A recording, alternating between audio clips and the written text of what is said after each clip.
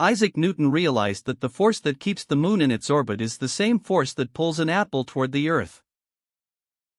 But he also realized that this was problematic for his law of gravitation. Both the falling apple and the orbiting moon obey the same inverse square law, F equals g times m, divided by r squared. Newton identified a potential problem. When calculating the force on an object near the Earth, like an apple, the mass of the Earth is spread out in all directions. It was not immediately obvious that the sum of these individual gravitational forces would act as if all the Earth's mass were concentrated at a single point in the center. Who's to say that all of those forces will add up in such a way that all the mass of the Earth is concentrated at its center? Newton realized this problem. To resolve it, he introduced the shell theorem. We consider only bodies in which the mass distribution is spherically symmetric. The density may change with radius, but the density is uniform in a thin shell at any radius. To a very good approximation, the Earth and Sun are spherically symmetric. Using his law of universal gravitation and his newly developed techniques of calculus, Newton established two theorems that apply to the gravitational force exerted by a thin spherical shell of uniform density. Shell theorem number 1: a uniformly dense spherical shell attracts an external particle as if all the mass of the shell were concentrated at its center. In other words, we can replace the entire shell with a single point mass m at its center, and the force on m is unchanged. Shell theorem number 2: a uniformly dense spherical shell exerts no gravitational force on a particle located anywhere inside it.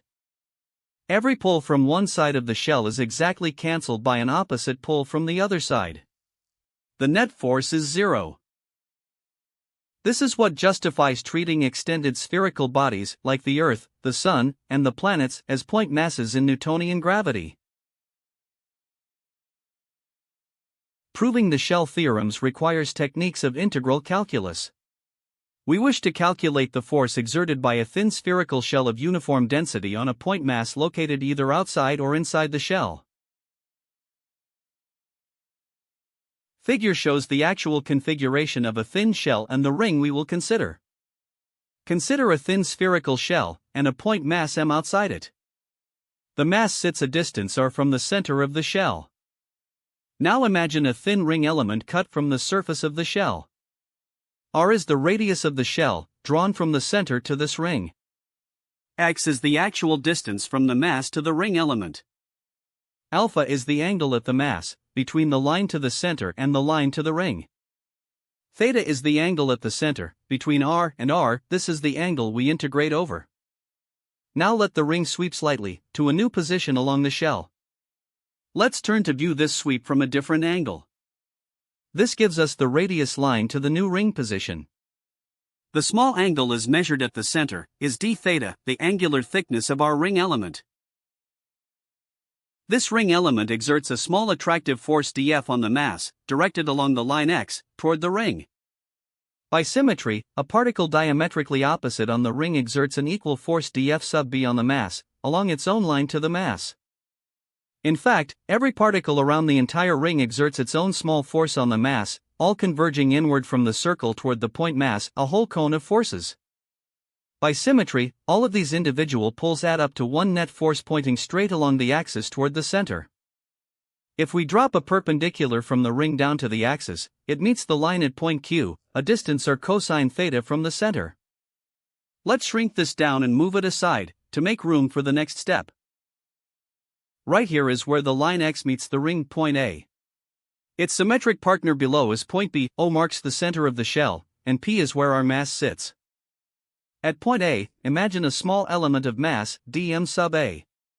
Its symmetric partner at point B is dm sub B. Together, these two mass elements make up part of the ring. dm sub A mass particles at point A exerts a force Fa on m, and a particle of equal mass dm sub B at B, on the opposite side of the ring, exerts a force Fb. Consider an element of mass dma at point A. The axial component, along the line PO, of the force that this element of mass exerts on m is given by equation 1. Here the cosine alpha factor gives the axial component of the force. Adding the contributions for all the mass elements in the ring gives the total force dF exerted on M by the ring. Or, writing dm for the total mass of the ring, we obtain equation 1, dF equals gm dm over x squared, times cosine alpha. Now we must express dm in terms of the geometrical dimensions of the ring. First we find its volume dv. Imagine the ring cut and laid out flat to form a rectangular solid of height t, the thickness of the ring, widths are d theta, and length 2 pi or sine theta. The mass of this ring is dm equals rho dv, giving equation 2, dm equals 2 pi t rho or squared sine theta d theta. Finally, we must choose a single variable for our integration.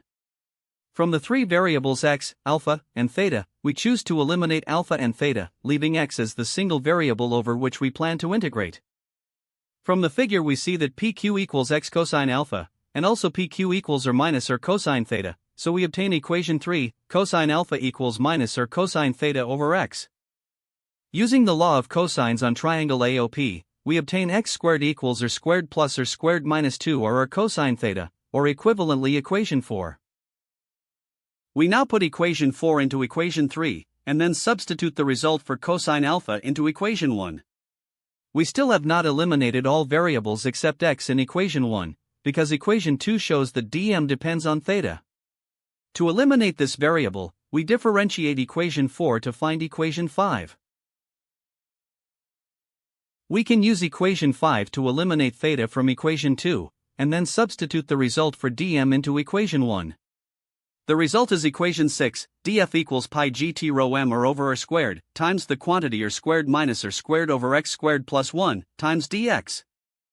This is the force exerted by the circular ring dm on the particle m at point P. To find the total force on m due to the entire shell, we must add the effects due to all the rings into which we imagine the shell to be sliced. This involves an integral over x, which ranges from r minus r to r plus r. The integral is straightforward to evaluate and gives the value 4kr. We arrive at equation 7, f equals pi gt rho mm over r, which equals gmm over r squared, where m equals 4 pi r squared t rho is the total mass of the shell. Equation 7 is just the expression for the force that a particle of mass m located at the center of the shell would exert on the particle of mass m located at P. This proves the first shell theorem. A uniform spherical shell attracts an external particle as if all of the shell's mass were concentrated at its center. And there we have it.